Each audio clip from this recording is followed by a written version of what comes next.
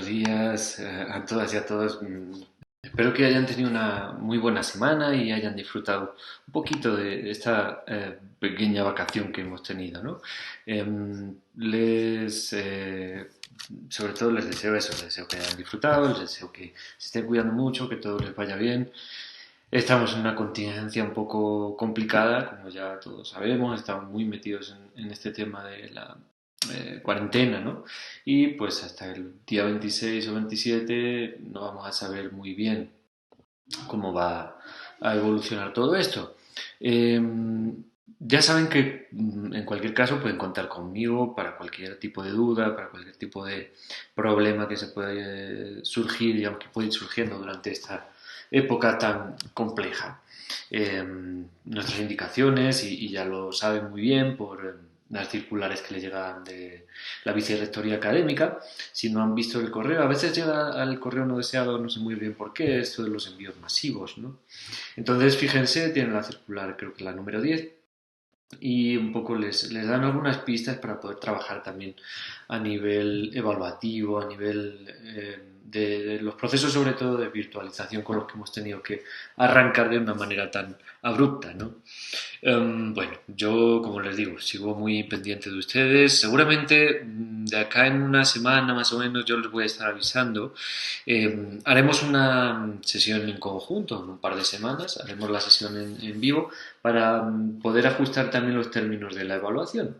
Ya saben ustedes que el Gobierno Nacional digamos, nos ha llevado a extender la virtualización de los planes docentes hasta el día 31 de mayo, que se acaba el periodo, digamos, lectivo en todas las universidades, con lo cual nosotros finalizaremos así de esta manera el semestre, que es algo que ya habíamos estado hablando, aunque, pues como habíamos dicho, no podíamos certificar nada en concreto, pero más o menos estábamos intuyendo que esta iba a ser la solución, digamos, más realista, ¿no?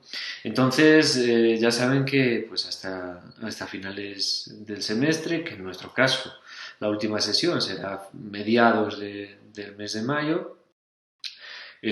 Tendremos nuestras sesiones de manera virtual, tal y como lo hemos estado haciendo en las últimas veces. Y en ese sentido, pues tendremos también que ajustar los términos del tercer parcial de la evaluación.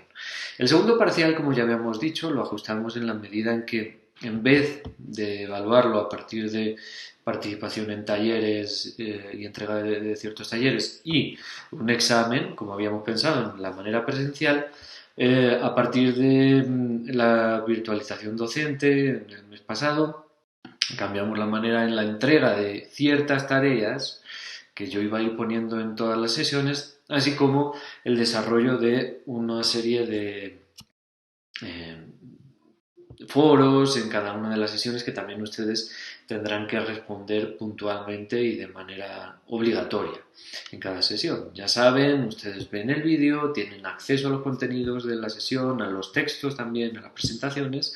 Una vez hayan trabajado sobre todo eso, leen las preguntas que están en cada foro y responden con ese mínimo de 200 palabras en la misma línea, en el mismo hilo que abre las preguntas del foro.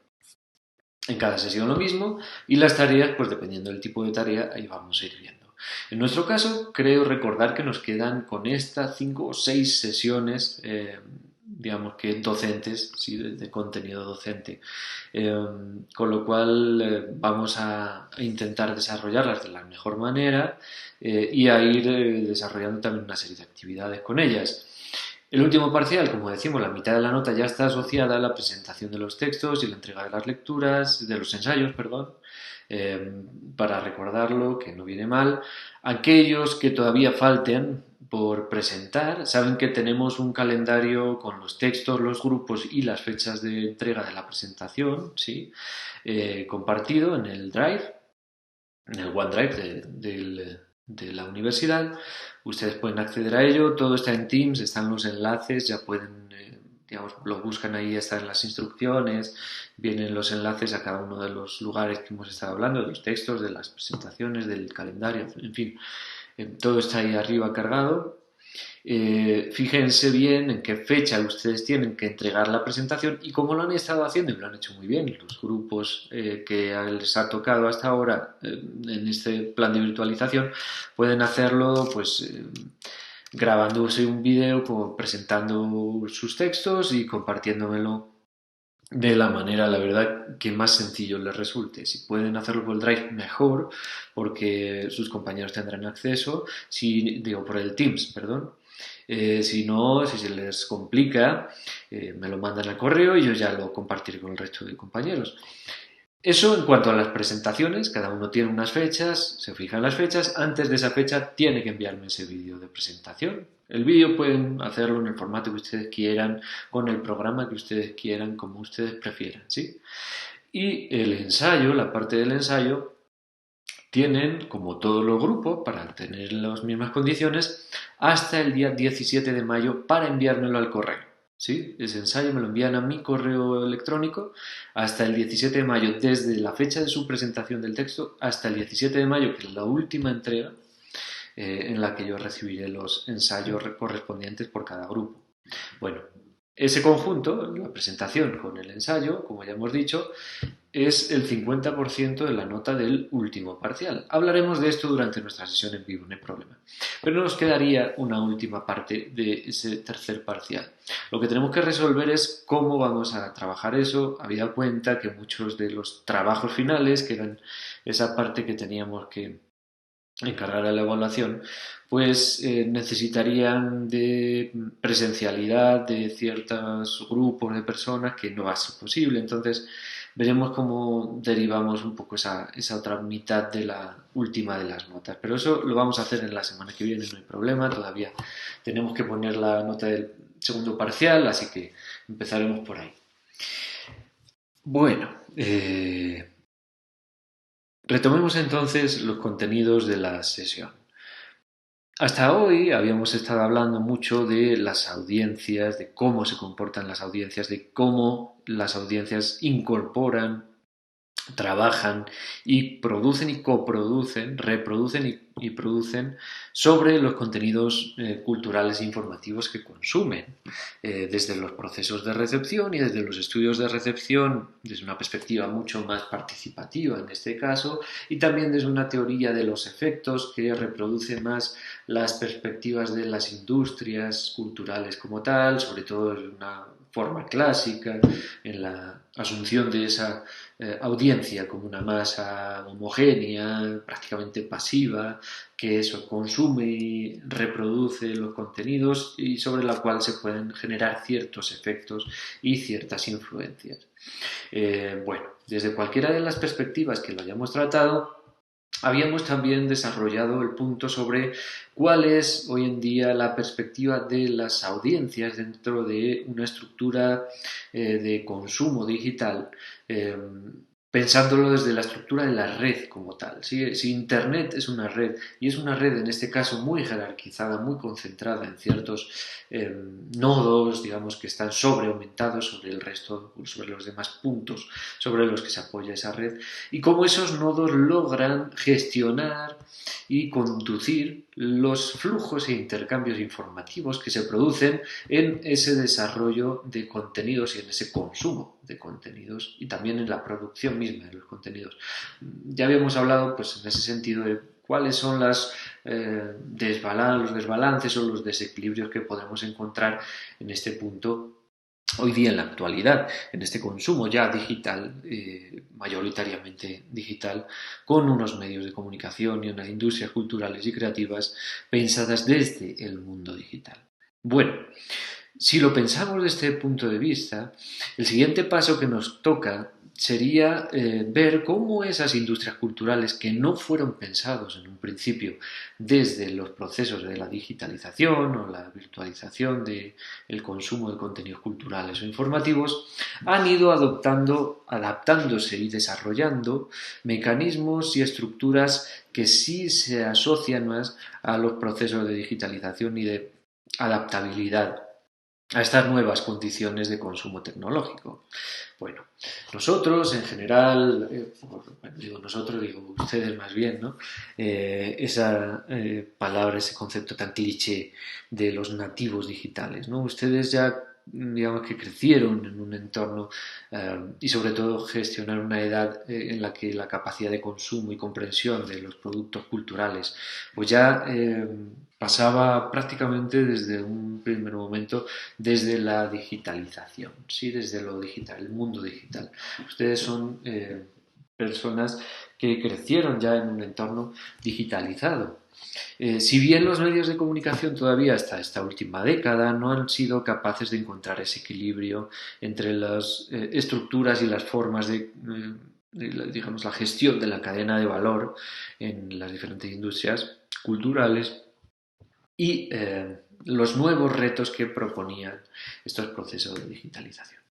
Bueno, para entender cómo se han ido desarrollando estos diferentes cambios en las estructuras de las industrias culturales y ver cómo eso ha podido influir también en la generación de diferentes tipos de audiencia que no son los mismos que gestionaban o que transcurrían durante los procesos de la industria cultural clásica, analógica, tendremos que ver en primer lugar cuáles son las diferencias por las cuales eh, las industrias culturales tienen una especificidad concreta que las hace diferentes de cualquier otro tipo de industria y cómo esa especificidad también va a marcar el desarrollo de una cultura tal y como la entendemos hoy en día.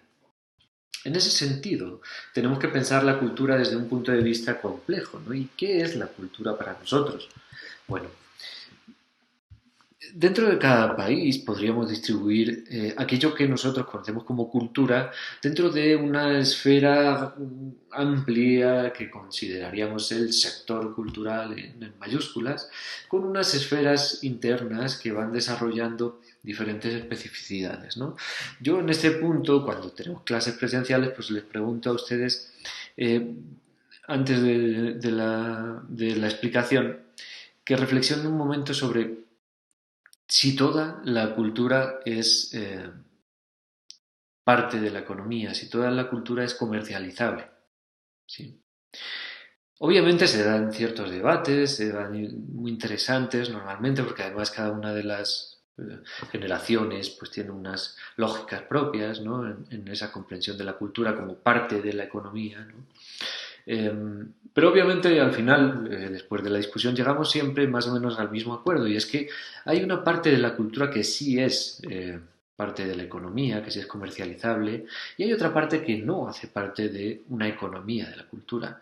Como dice acá, no toda la economía, no, perdón, no toda la cultura es parte del mercado, ¿sí? Hay una parte de la cultura que sí haría parte del sector cultural que es un intangible, que normalmente son cargas simbólicas y incluso ideológicas muchas veces, que hacen parte de esa cultura nuestra, pero que no hacen parte de un mercado de la cultura.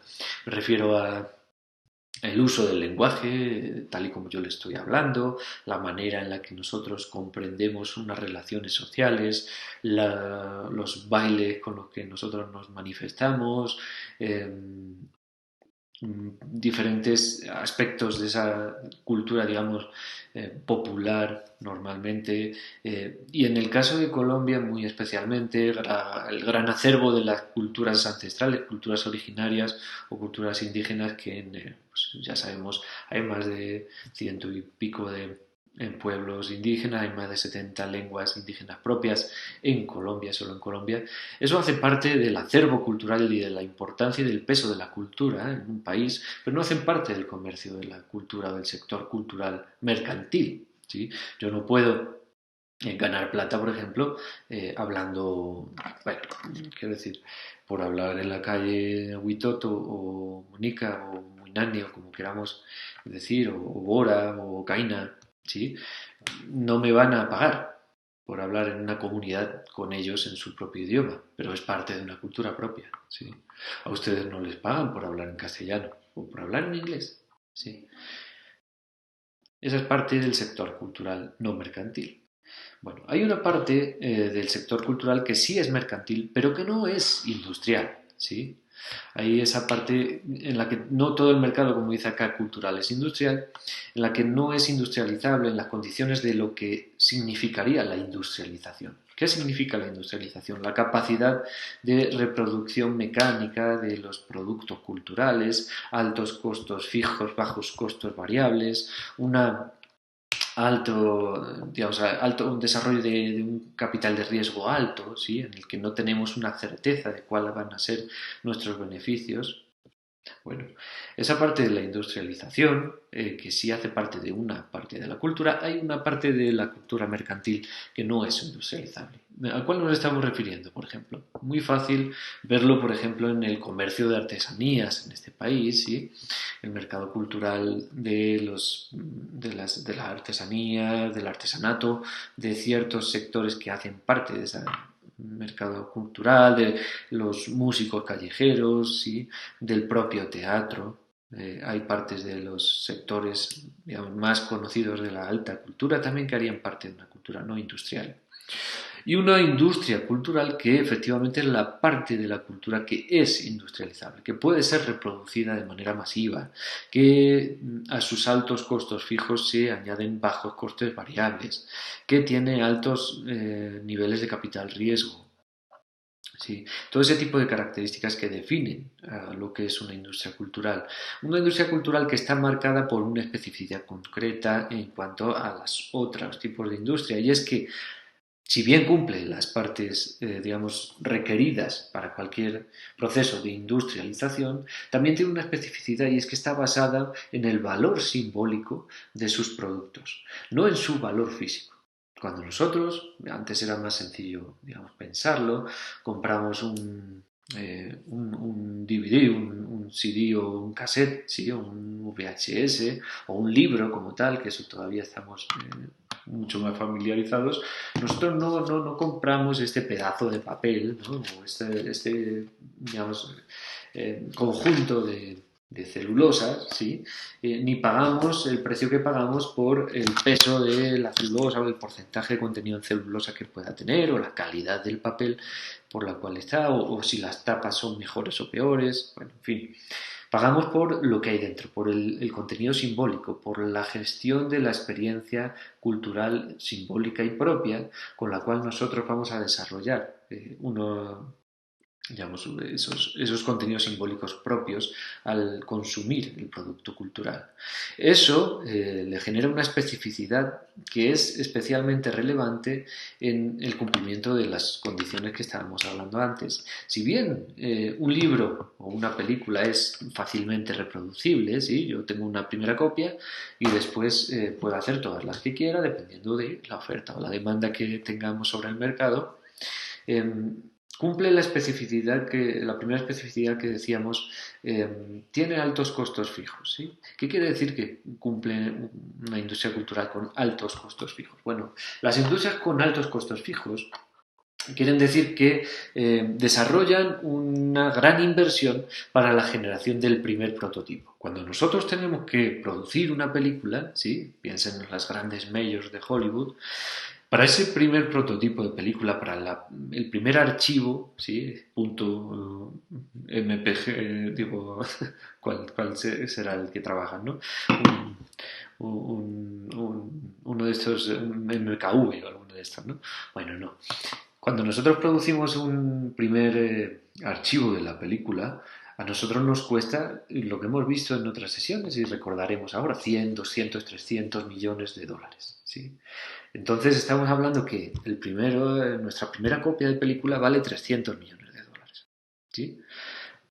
A partir de ese primer prototipo, la reproducción de cada uno de las copias de este primer producto es muy baratísimo, ¿sí? Digamos que a lo mejor nos puede salir a un centavo, medio centavo de dólar cada una de las copias, ¿sí?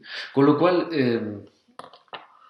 a los altos costos fijos se le añaden bajos costos variables. Ese es el significado cuando algo que es muy caro en un prototipo, en un primer prototipo, en una primera copia, a partir de cada cuantas más copias se vayan desarrollando, mucho más baratos van a ser, ¿no? Ese es el proceso de la industrialización y por la cual, digamos, esa industrialización procura gestionar de manera hegemónica cualquier sector del mercado industrial. En el caso de las industrias culturales es especialmente relevante porque para hacer un primer prototipo que sea viable, ¿sí? Que genere beneficios, nosotros tenemos que vender muchísimas copias porque esos altos costos fijos y los bajos costos variables producen, digamos, un desbalance digamos, en la balanza de precios, por lo cual al ser cada una de las copias muy baratas de hacer, nosotros no podemos poner unos precios excesivamente altos, pero al ser un prototipo muy caro, tenemos que, digamos, gestionar el desbalance de valor en el momento en que necesitamos al menos eh, hacer viable el producto de mercado. Entonces, tenemos que gestionar ese balance de precios poniendo unos precios más o menos, digamos, dentro de una lógica mercantil que sean coherentes con el valor que nosotros le damos en ese punto, pues a una película, a un disco, a un libro, ¿no? Cada vez vamos a ir viendo cómo este tipo de gestión del comercio de las industrias culturales va derivando más hacia una lógica de las industria por suscripción, ¿no? Y ahora vamos a verla, bueno, en la próxima sesión, o las próximas sesiones veremos un poco cuáles son las diferencias entre industrias de flujo, industrias de producto, industrias de servicios, ¿no? Hoy en día prácticamente todas derivan hacia esa industria de servicios, con lo cual se financian a partir de procesos de suscripción, ¿no? Y no por precio unitario, pero históricamente las industrias culturales normalmente se financiaban a través de esa financiación unitaria, ¿no? Por cada uno de los productos que vendían. Piensen en las entradas de cine, por ejemplo, ¿no? Nos puede parecer muy caro una entrada de cine en principio, pero si lo pensamos desde este punto de vista, normalmente pues allí ya hemos visto el tipo de ganancias que tienen las majors, necesitan un gran nivel de concentración de mercado para hacer viable la capacidad de financiar o de gestionar un gran capital para la producción de estas películas, lo cual es bastante contraproducente en el sentido de que desarrolla condiciones monopólicas favorables o oligopólicas favorables en los sectores industriales y culturales, con la consecuente pérdida de pluralidad o de diversidad y pluralismo, que sería una de las características del servicio público de estos productos culturales. Bueno, eso ya es quizá debate para otra sesión, pero desde la propia economía política nos hablan de cuáles son las conexiones entre un tipo de desarrollo, perspectiva sobre lo que es la industria cultural y una manera en la que las condiciones de mercado favorecerían ese desarrollo. Ahora bien, hemos dicho también que cumplen con una capacidad de unos altos niveles de capital riesgo, es decir, cuando nosotros producimos una película, tampoco sabemos muy bien cuántas copias vamos a vender, no sabemos cuál es la necesidad de ese producto cultural dentro de las sociedades o dentro de nuestras audiencias, por mucho que hagamos estudios o tengamos algunos sondeos sobre las audiencias o algunos grupos focales que hemos desarrollado, normalmente tenemos mucha incertidumbre, ¿sí? Es alto nivel de incertidumbre sobre el éxito o fracaso de nuestros productos culturales. Eso se deriva de nuevo en la gestión de un tipo de industria que necesita altos niveles de capital riesgo, es decir, la capacidad de poder invertir grandes sumas de capital, arriesgando en la medida en que esa suma de capital también, eh, digamos que son una retribución a las condiciones favorables del mercado. Es decir, ¿quién puede en un mercado con alto nivel de incertidumbre invertir además grandes capitales que no sabe si van a poder tener una capacidad de evolución, ¿no? Si van a vender tantas copias que sean capaces de generar beneficios sobre esos grandes volúmenes de capital invertido. Bueno, en ese sentido, de nuevo, la industria cultural en unas condiciones de libre mercado, digamos, neoliberales, como las que estamos actualmente, funcionan en la medida en que se gestionan esos grandes grupos oligopólicos o monopólicos que controlan el mercado y que reducen la capacidad de incertidumbre en la medida en que, al ser muy poquitos, pueden pactar precios, pueden más o menos controlar cuál es la cantidad o la capacidad de oferta, además gestionar ciertos tipos de concentración múltiple o de diferente tipo. Ahora hablaremos de los tipos de concentración que existen también, en la medida en que reduzcan el precio del prototipo porque controlan también empresas, ya sea de su mismo sector o de sectores asociados, que les sirva en ese punto para poder eso, controlar los precios, bajar los costos fijos y reducir la incertidumbre del mercado. Como decimos, digamos que la industria cultural o la industrialización de las industrias culturales, los procesos de industrialización, perdón, del sector cultural, en la medida en que no son intervenidos por el necesario servicio público que cumplen también los bienes culturales dentro de una sociedad en concreto, en ese libre mercantilismo solo favorecen condiciones de control de monopolio y asociación de grandes capitales, eh, disminuyendo además en gran medida la capacidad del eh, desarrollo de contenidos plurales o diversos. ¿Por qué les cuento todo esto? En el punto en el que se producen los primeros pasos para la digitalización de la economía de la cultura, piensen que las industrias culturales que ya tenían este tipo de problemas y que ya desarrollaban grandes niveles de concentración monopólica en los diferentes países, piensen pues en la televisión en Colombia, RCN y Caracol, en los periódicos, en el papel prensa, El Espectador y El Tiempo, en las radios también con quizás no tan altos, pero muy altos niveles de concentración, eh, en fin, los grandes grupos de comunicación de este país, sí, Sarmiento Angulo, bueno, ya saben, Santo Domingo, en fin, etcétera, etcétera, Ardila Lule, todos los grandes capitales que controlan los medios de comunicación ya tenían unas condiciones monopólicas de un control del mercado, un porcentaje muy alto de concentración. Con los procesos de digitalización, las industrias culturales requieren de altos niveles de inversión de capital sobre estos procesos de transformación digital, en la medida en que tienen que sustituir toda la tecnología analógica por la nueva tecnología digital, tienen que apropiar y desarrollar y producir nuevos contenidos desde el punto de vista de la digitalización, adaptarse a los nuevos estándares para la emisión, difusión y distribución de estos contenidos. Todo eso genera unos costos muy elevados sobre los cuales no todas las empresas pueden invertir el capital necesario precisamente por la incapacidad dentro de, como hemos dicho, una economía de alta incertidumbre, de inversión de un capital que además normalmente no se tiene. ¿Sí? Entonces, en ese punto, el proceso de digitalización marcó digamos, el favorecimiento de esos procesos de concentración de mercado que poco a poco vamos a ir viendo además en qué medida se van desarrollando. Todo eso asociado además a los grandes, la globalización de los procesos de capitalización industrial. En el caso de Colombia es interesante porque se intentó en un primer momento con el grupo Prisa, comprando pues grandes cantidades de medios de comunicación, el más famoso pues el Caracol, ¿no?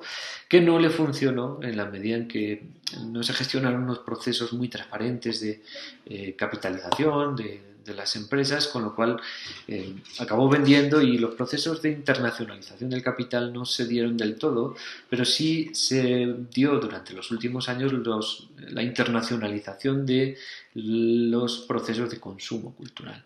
Como hemos dicho, pues todos hoy en día consumimos audiovisual a través de Netflix, HBO, Amazon, a partir de dentro de poco Disney seguramente, o Apple TV, como la música la escuchamos a través de Spotify, de YouTube, de Music, de Deezer, en fin, de todas estas aplicaciones que también hacen parte de grandes conglomerados internacionales de comunicación. Con lo cual ya ni siquiera los procesos históricos de internacionalización del capital son tan relevantes como los procesos actuales en los cuales la concentración o los niveles de concentración ya son máximos. Ya estamos diciendo que dependemos dentro de todo nuestro consumo cultural de 3 o 4 empresas en total, en el mundo. ¿Sí? Eso obviamente gestiona unos grandes problemas a la hora del desarrollo de las culturas locales, por ejemplo, y su desaparición en gran medida.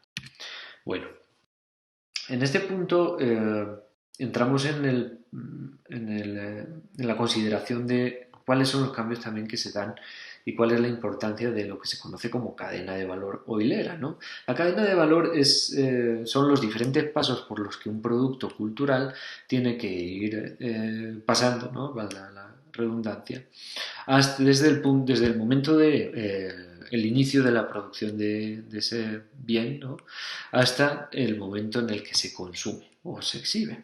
Bueno, históricamente, o el esquema más sencillo, nos habla de 3 pasos, ¿no? La producción, el momento de la producción, el de la distribución y el del consumo o exhibición.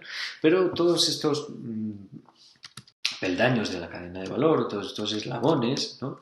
Derivan en una serie de industrias asociadas a estos puntos que no solo hacen parte del momento en sí de la producción, la distribución o el consumo, sino que están alrededor y también son deudores, ¿verdad?, de estos, digamos, del éxito del producto del consumo, digamos, y del consumo cultural, ¿no? En el punto de la producción, a la vez digamos, de preproducción y postproducción, tenemos todo el mercado, el sector de la gestión de derechos, la elaboración de los contenidos, la creación cultural, los instrumentos y tecnologías que están asociados al desarrollo de estas producciones y la formación también necesaria para la producción. Incluso nosotros haríamos parte de las industrias asociadas a los procesos de producción cultural, ¿no? La distribución cuenta con todos los sectores que están asociados a las redes telemáticas, las redes logísticas y las tecnologías de acceso, muy importantes en los procesos de distribución digital, y el consumo y la exhibición, pues no solo a salas y espacios culturales, sino las grandes superficies y comercios minoristas que venden y, digamos, distribuyen sí, hacen parte de esa venta sobre los aparatos tecnológicos, los instrumentos necesarios para el consumo, ¿sí? Tiendas de computadoras, de televisiones, de radios, de teléfonos celulares, en fin. Y los mercados publicitarios que también estarían asociados al punto del consumo o la exhibición. Como ven, todos estos sectores o subsectores tienen un impacto también muy relevante dentro de estos procesos de digitalización. Si, por ejemplo, pensamos en la distribución o digamos en la digitalización del punto de la producción, pues la gestión de derechos ya no solo va a tener que pensar en realidades nacionales, sino que va a tener que pensar en, una vez en Internet el contenido, cómo gestionar los derechos de forma internacional, porque no hay las fronteras, no hay aduanas que impidan que desde un punto de vista logístico puedan consumir en otros lugares a los que no aplican la protección de derechos de autor colombiano, por ejemplo, nuestros productos culturales. El ámbito de la formación, por ejemplo, es totalmente básico, ¿no? Como tenemos que adaptar los formatos y las tecnologías, en ese punto los instrumentos y las tecnologías de producción a la digitalización. Ustedes mismos pues también lo sufren en cierta medida porque he conocido que no tienen, por ejemplo, clases de fotografía analógica, lo cual es, yo digo, una pérdida porque no están en ese punto entendiendo bien cuál es el comportamiento físico de la imagen, ¿no? De la captura de las imágenes. Lo mismo sería, pues, por ejemplo, de informática básica, de programación, digamos, de los propios procesadores, ¿no? Comprender qué significa pues, un chip de 32 bits o de 64 bits y cómo eso se asocia al desarrollo de las memorias virtuales, en fin, cosas que se parecen como muy anacrónicas, pero que están en la base del desarrollo de los sistemas actuales de procesamiento y que sería muy necesario, ¿no? Pues todo eso también tenemos que adaptarlo por una cuestión de tiempo y de necesidades pues, laborales también, ¿no? En la distribución, obviamente, los cambios que se dan, que son los, digamos, el sector o el subsector de la distribución es el que más impacto recibe con los procesos de virtualización, de digitalización de los consumos y de los productos culturales, en la medida en que todas las redes analógicas logísticas, ¿no?, de distribución que se establecían, piensa en una película, desde la copia que se produce en papel, en cine, digamos, eh, a la reproducción de esas copias, al envío de las copias por barcos, aviones, camiones, etcétera, a la llegada y proyección en los cines, ¿sí? Como eso tiene un impacto terrible en la medida en que ahora la copia es una copia digital, se carga en un servidor FTP y quien la compra o quien la alquila tiene acceso directo a esa copia sin necesidad de toda la gestión anterior que suponía además un gran desembolso, ¿no?, de capital. Y las tecnologías de acceso, obviamente, en la adaptación, por ejemplo, las salas de cine, como han sufrido también un impacto grande en la adaptabilidad, la exhibición en salas, por ejemplo, de copias digitales y cómo ese impacto ha derivado en la concentración vertical de esas empresas en la medida en que las grandes productoras compran las distribuidoras y compran también las salas de exhibición, como Cine Colombia, por ejemplo. Les dejo la curiosidad para que ustedes mismos vean a qué conglomerado de empresas pertenece hoy en día con Cine Colombia, ¿no? Y en el hecho del consumo y la exhibición, pues salas y espacios culturales, comercio minorista, grandes superficies o mercados publicitarios también reciben un impacto grande en la medida en que la virtualización, la digitalización de estos contenidos también eh, provoca un cambio importante en los procesos de consumo, ¿no? Bueno, por último quería hoy dejarles la interrogante sobre industrias creativas o culturales. ¿Cuál es la gran diferencia entre unas y otras? ¿Sí? Eh, bueno, en el 2010 sale el libro verde de la eh, Unión Europea sobre industrias culturales y creativas, sobre el potencial de las industrias culturales y creativas, y nos habla de la importante diferencia que puede haber entre ellas, ¿no? Nosotros, si pensamos, tan de moda está el tema de la economía naranja, las industrias creativas, ¿no? Eh, si pensamos el concepto de industria creativa de manera histórica, se populariza sobre todo en el Reino Unido de los años 90 a partir de la gestión del entonces primer ministro británico, Tony Blair, ¿sí?, del Partido Laborista, inventor de lo que él llamaba o quería, digamos, dejar como nombre la tercera vía, ¿no? Fuera, o, digamos, alejándose de la socialdemocracia con la cual se le asociaba, pero también de los partidos liberales y conservadores, ¿sí? Y diciendo pues que él apostaba por una economía de mercado en cierto proteccionismo social, ¿no? Esa tercera vía del Partido Laborista, en lo que viene al desarrollo de la apuesta por la economía de la cultura, viene dado por este concepto de las industrias creativas y que adapta pues de ciertos teóricos más conservadores como Richard Florida, que es quizá el nombre más conocido sobre la teorización de las industrias creativas desde un punto de vista conservador. Tendríamos otro punto de vista más crítico, ¿no?, de teoría no tan funcionalista, de una teoría crítica, pues como el propio Philip Schlesinger en Edimburgo, en Glasgow, creo que está ahora, que nos hablaría de los potenciales retos y problemáticas que tendría adaptar este sector, ¿no?, de la economía. Bueno, ¿qué cambia entre las industrias culturales y las industrias creativas? Bueno, ambas reciben como input al desarrollo de sus productos a la cultura como un bien simbólico. ¿sí? Ambas utilizan la cultura como input para desarrollar su producción. Si bien las industrias culturales producen productos culturales como output, ¿sí? Son los mismos productos culturales sobre los cuales se asientan los que producen las industrias culturales y que van desarrollando propiamente la cultura.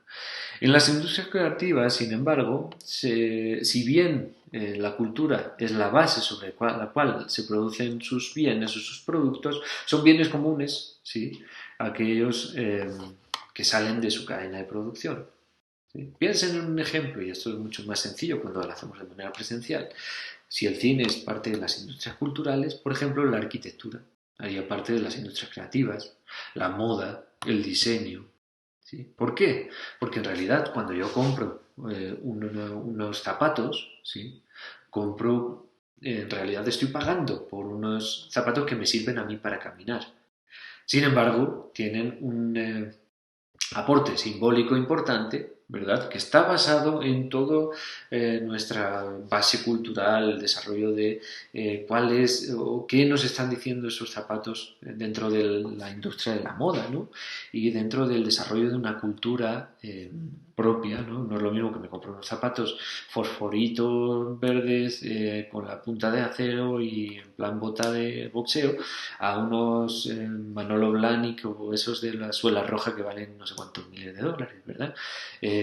Cuando nosotros vemos uno u otro zapato podemos asociar a una u otra cultura urbana, ¿verdad? Una otra comprensión, ¿verdad? De la sociedad solo con verlos. Bueno, eso es lo que esa es la gran diferencia entre una y otra. Si nosotros compramos una casa, lo que compramos es la casa. Ahora, el estilo arquitectónico no es lo mismo que si son las casas de la Bauhaus, de aquí del barrio de La Soledad donde yo vivo, la arquitectura, digamos, victoriana que también existe, las casas coloniales o la arquitectura industrial de los años 70 o la arquitectura actual, ¿sí? Del ladrillo. Bueno, todo eso también tiene un bien simbólico o tiene una parte simbólica que hace parte del proceso de valoración del producto. Sin embargo, no es cultura como tal.